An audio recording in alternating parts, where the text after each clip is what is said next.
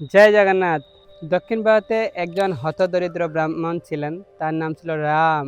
সেই রাম তিনি তার দারিদ্র্যর যাতনায় তিনি দিনের পর দিন তিনি অভুক্ত ছিলেন।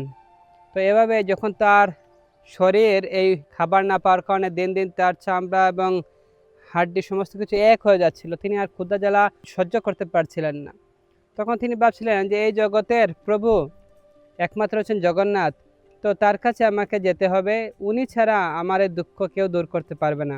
তখন দক্ষিণ ভারত থেকে তিনি পুরীধামে আসলেন এবং জগন্নাথের কাছে প্রার্থনা করলেন, হে প্রভু, আমি এই ক্ষুধা জ্বালা আর সহ্য করতে পারছি না, কৃপাপূর্বক আপনি আমাকে কিছু সম্পদ দান করুন। এভাবে তিনি প্রার্থনা করে চলে গেলেন এবং ওই দিন তিনি কিছু প্রসাদ পেলেন এবং তিনি খুব সন্তুষ্ট হলেন।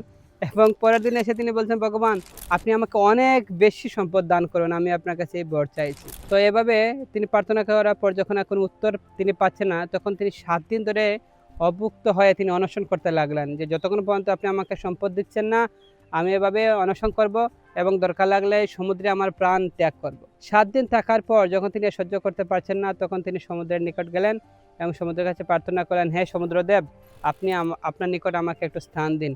এবং তিনি সেখানে আত্মহনন করতে গেলেন। তখন হঠাৎ করে দেখলেন যে বিশাল আকার একটি দেহ সমুদ্রের জল দিয়ে হেঁটে হেঁটে আসছে এবং সমুদ্রের তীরে এসে ছোট্ট একটা মানুষের রূপ ধারণ করলো। তো সেটা দেখে তিনি বিস্মিত হলেন এবং আস্তে আস্তে ওনার কাছে ছুটে গেলেন এবং বললেন, হে হে ব্রাহ্মণ, আপনি দাঁড়ান। তখন তিনি ভাববেন ইনি জগন্নাথ হবেন, না হলে এরকম অদ্ভুত লীলা তো হতে পারে না। তখন তার কাছে বললেন যে আপনি আমার কাছে কোনো মিথ্যা বলবেন না, আপনি আমার কাছে সত্য কথা বলুন, আপনি কে, আপনার পরিচয় দিন। তখন সেই ব্যক্তি বলল যে আমি সেই, তোমার কাছে আমি কেন পরিচয় দিব, তুমি কে? তখন তার ব্রাহ্মণ তার সমস্ত ঘটনা খুলে বললেন। তখন সেই ব্যক্তি বললেন যে তুমি যাও গিয়ে ভগবানের কাছে প্রার্থনা করো, সেই জগন্নাথ তোমার সমস্ত দুঃখ দূর করতে পারেন। তখন সেই কথা বলে সেই ব্যক্তি শ্রীমন্দিরের দিকে রওনা হলেন এবং সেই রাম তার পিছনে পিছনে হাঁটতে লাগলেন।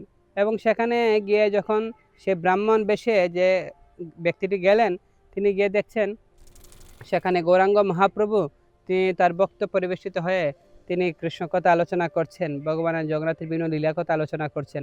তখন সেখানে গিয়ে সেই ব্যক্তি সাষ্টাঙ্গে সেই মহাপ্রভুকে প্রণাম করলেন এবং মহাপ্রভু তাকে দেখে খুব খুশি হলেন এবং দুজন ক্রন্দন করতে লাগলেন। এবং গৌরাঙ্গ মহাপ্রভু বললেন, আমি অনেক দিন পর তোমাকে দেখে খুবই আনন্দিত হচ্ছি। তখন সেই ব্রাহ্মণ তিনিও বললেন, হে প্রভু, আমি কতদিন পর আপনার দর্শন পেলাম।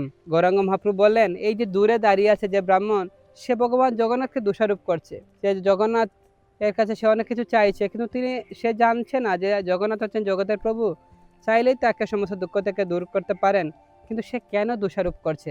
তখন গৌরাঙ্গ মহাপ্রভু বললেন, হে বিভীষণ, তোমার তো অনেক সম্পদ আছে, তুমি সেই ব্রাহ্মণকে কিছু ধন সম্পদ দান করো, তাহলে সে জগন্নাথকে দোষারোপ করবে না।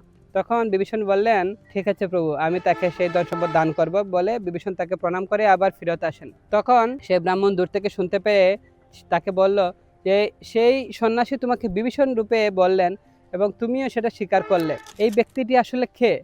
তুমি যদি বিভীষণ হও, তাহলে এই ব্যক্তিটি কে যে তুমি জগন্নাথকে দর্শন না করে এই ব্যক্তিকে প্রণাম করে চলে আসলে? তখন সেই বিভীষণ বলেন, হায় রে মূর্খ, ইনি হচ্ছেন স্বয়ং জগন্নাথ, তাই ইনাকে দর্শন করা জগন্নাথকে দর্শন করা হচ্ছে একই ব্যাপার।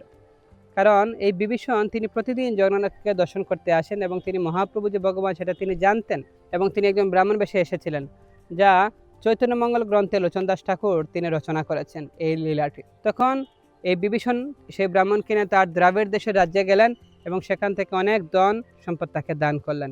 এইভাবে এই চৈতন্য মঙ্গল গ্রন্থে লোচন দাস ঠাকুর সে মহাপ্রভু যে স্বয়ং জগন্নাথ তার সুদৃঢ় প্রমাণ তিনি সেখানে উল্লেখ করেছেন। তাই গৌরাঙ্গ মহাপ্রভু এবং জগন্নাথের মধ্যে কোনো পার্থক্য নেই, যেই গৌর সেই কৃষ্ণ সেই জগন্নাথ। হরে কৃষ্ণ।